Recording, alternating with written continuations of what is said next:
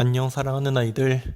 오늘은 기린교실 7번째 시간 대한제국 시기 독립을 위한 우리의 노력에 대해서 배워보려고 합니다. 조선 후기 역사를 공부하다 보면 우리 조상들의 무능함과 비겁함에 원망과 분노가 생기기도 하는데요. 하지만 언제나 그랬듯 우리는 어려움을 이겨내고 극복할 것입니다. 정리노트랑 연필 준비했지요? 그럼 시작합니다. 지난 시간에 배웠듯 청일전쟁은 일본의 승리로 끝이 납니다. 그리고 일본은 승리의 대가로 청나라에게서 요동지방을 얻습니다. 요동지방이 어디냐고요? 여러분들이 지도에서 자주 봤던 곳입니다. 과거 고구려인들이 말을 달렸고 지금은 북한 넘어 중국 땅이 된 곳이에요. 만주 지방이라고도 합니다. 아무튼 일본이 요동을 차지하자 요동과 국경을 맞대고 있는 러시아가 일본을 견제합니다. 러시아는 독일, 프랑스 세 나라가 함께 일본에게 평화적인 전쟁의 해결, 즉 청나라의 요동을 반납할 것을 요구합니다. 엄청난 속도로 힘을 키워가던 일본이지만 아직 유럽의 강대국들과 맞서기에는 부담이 되었지요. 일본은 할 수 없이 요동을 반납합니다. 그리고 고종과 명성황후는 이 사건에 주목해요. 아, 러시아를 이용해서 일본을 견제할 수 있겠구나 하고 말입니다. 애써 얻은 요동을 반납한 것도 화가 나는데 조선까지 러시아에 빼앗기면 어떡하지? 조선과 러시아를 떼어놔야겠다. 걱정이 되었던 일본은 궁으로 군대를 보내 러시아와의 연결책이던 명성황후를 죽이고 그 시신까지 불태워버립니다.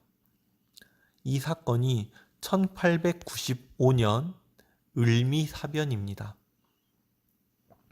황후를 죽인 야만스러운 놈들이 왕이라고 못 죽일까요? 이에 심하게 두려움을 느낀 고종은 궁을 버리고 세자와 함께 러시아 공사관으로 피신을 갑니다. 여기서 공사관이란 자국을 떠난 외교관들이 상대 나라에서 업무를 보고 생활할 수 있도록 한 공간을 의미합니다.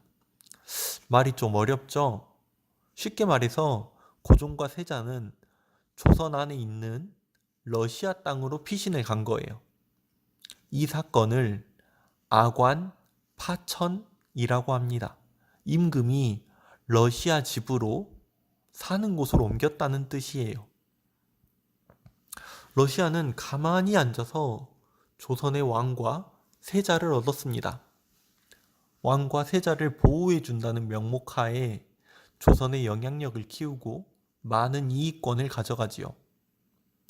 이렇게 청나라, 일본, 러시아로부터 지속적인 참견과 빼앗김을 당하자 우리 정부는 우리 민족은 누구에게도 속하지 않은 자주국이며 다시 힘을 길러 스스로 일어날 것임을 모두에게 알리기 위해 독립운동을 시작합니다.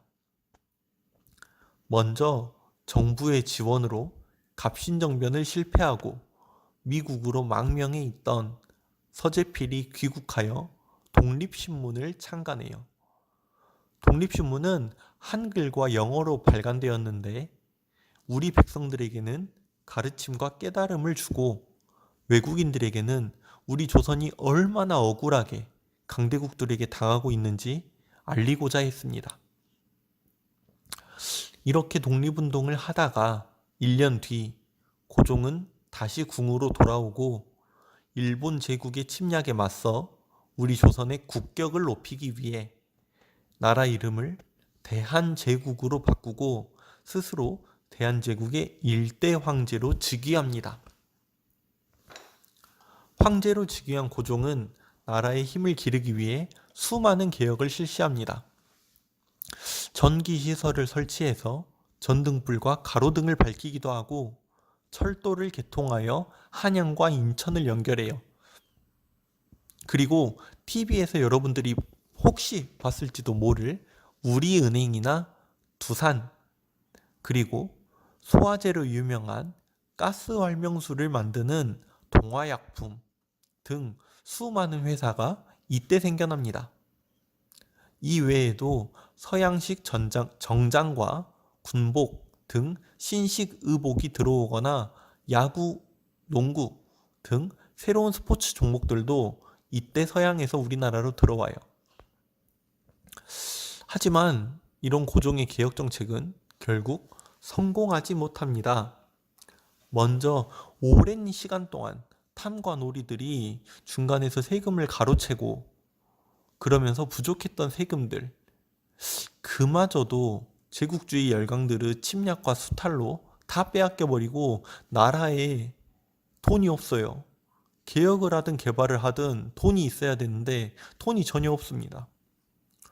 부족한 세금으로라도 으쌰으쌰 어떻게든 해보자 하면 이번엔 친일 신하들이 들고 일어섭니다.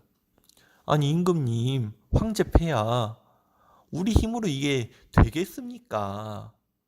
일본이 도와준대잖아요. 일본이 돈도 주고 도움도 준대요. 근데 왜 애써 고생입니까? 이렇게 해요. 여러분, 세상에 공짜가 어디 있습니까? 일본이 주는 돈과 도움은 나중에 우리 민족에게 더욱 큰 짐이 될 텐데 말이에요. 그뿐만이 아니에요. 이모군란, 갑신정변 등등을 거치면서 수많은 개화파 인사들이 죽거나 외국으로 망명해버렸어요. 우리나라에 신식 문물에 대한 지식을 가진 인재들이 없습니다.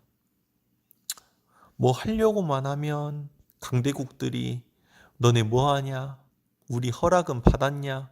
참견이에요. 이제 와서 따라가려고 해도 강대국들과 조선의 차이는 좁히기 어려울 정도로 벌어져 있습니다. 게다가 결정적인 사건이 터져버리는데요. 그 결정적인 사건부터는 다음 시간에 배워보겠습니다. 오늘은 대한제국 시기 우리가 했던 독립과 근대화에 대한 노력을 배워보았는데요. 오늘 동영상에서 배운 내용을 활용하여 댓글에 여러분들이 문제를 내주세요. 그리고 풀어주세요. 열심히 공부한 여러분들 오늘도 감사하고 사랑합니다. 그럼 내일 학교에서 만나요. 안녕.